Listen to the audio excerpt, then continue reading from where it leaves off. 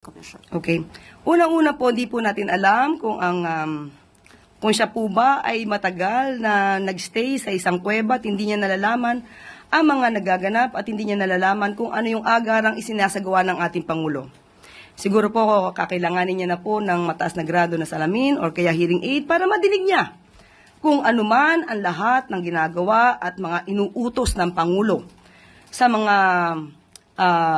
law enforcement agencies, sa mga investigating bodies, kasama na po ang pagbuo ng ICI.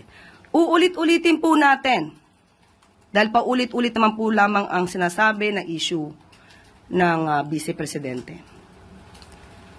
Ang pag-iimbestiga po ay hindi po kailangang isang araw lang.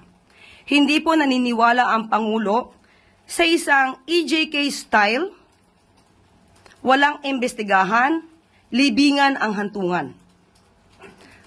Ang gusto ng Pangulo, due process.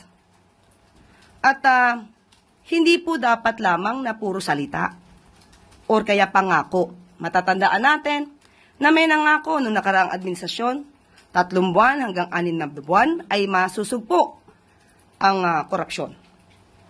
Kung meron naman pong sistema ang Vice Presidente, kung paano agara masusugpo ang korupsyon na ito, sana po ay hinilig niya na rin po ito at ibinigay sa kanyang ama. Pero bakit hindi kaya? Siguro ito ang dahilan kung bakit hindi rin nasugpo ang korupsyon noong panahon ng nakaraang administrasyon. Dahil umamin mismo ang dating Pangulo na siya mismo ay corrupt.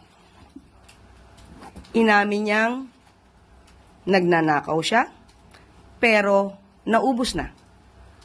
So, ito pong article na to ay 2017, halos mahigit 1 taon na nakaraan bago after siya mangako na 3 buwan hanggang 6 na buwan matatapos ang korupsyon. Sasabihin natin kung ano sinabi niya rito, and I quote, "Hindi ako nagmamalinis, marami rin akong nanakaw, pero naubos na. So wala na." End of quote. So, 2017 ito, sana naibigay na rin niya sa kanyang ama kung paano agarang masusugpo ang korupsyon.